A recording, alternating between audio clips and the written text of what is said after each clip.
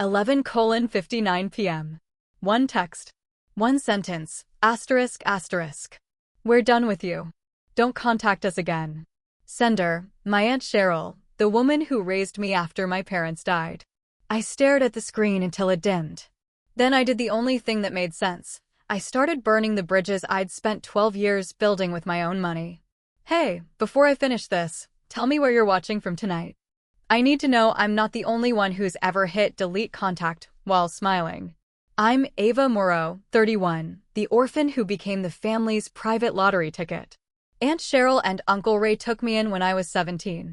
I paid them back by the time I was 22, literally. Every raise, every bonus, every tax refund went straight into their accounts. Their failing restaurant. Their medical debt. My cousin Liam's gap year that lasted 4 years and cost $110,000. I told myself it was gratitude. Truth is, it was fear. Fear that if I ever stopped paying, they'd remember I was never really theirs. Tonight the fear died. By 12:14 a.m., I had removed myself as authorized user on all 6 of their credit cards. Canceled the life insurance policy I paid for on Uncle Ray. Stopped the auto transfer that kept their restaurant's lights on. Changed the passwords on the streaming accounts they'd been using since 2018. I even turned off the location sharing they still had on my phone. The little dot that always showed them where their walking ATM was. The meltdown began at sunrise. Liam, 22, professional victim, Ava WTF, my card got declined at the club. Cheryl, voicemail, crying, after everything we did for you? You'll burn for this.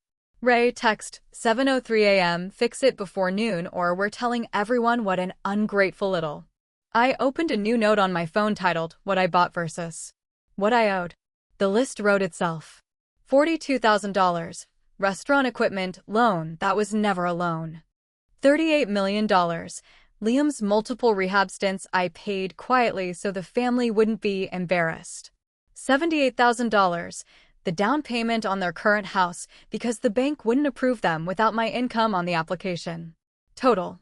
$214,600 of gratitude I apparently still owed for a bedroom and frozen dinners. My friend Mara, forensic accountant, drinks whiskey like water, called at 8:12 a.m. Send me everything. We're making them pay it back with receipts and tears. By 10:30 a.m. the certified letter was drafted. Subject. Formal demand for repayment. 21 days to respond. Attachment. 412 pages of bank records, signed promissory notes they swore they lost, and one very interesting discovery. Cheryl had been cashing my late mother's Social Security survivor checks for 6 years after routing them to an account in my name. I hit send. The next 48 hours were chaos and surround sound. Group chat exploding. Flying monkeys in my DMs. A tearful Facebook Live from Cheryl about the child we saved who's now destroying us.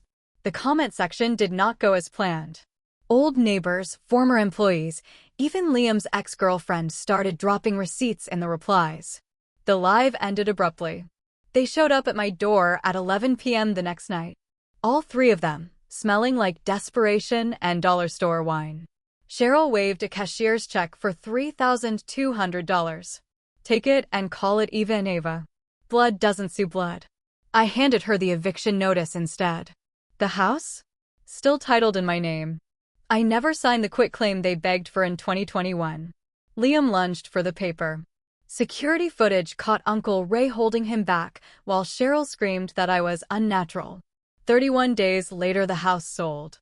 Proceeds hit my account the same day the judge signed the fraud judgment against Cheryl.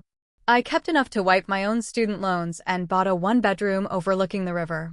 No cosigners. No spare keys. No guilt. I heard they're in a cramped apartment above the restaurant that finally closed. Liam's working the door at a club that used to decline his card. Cheryl sells handmade soaps at the flea market and still tells anyone who listens that I'm troubled. I sleep with the windows open now.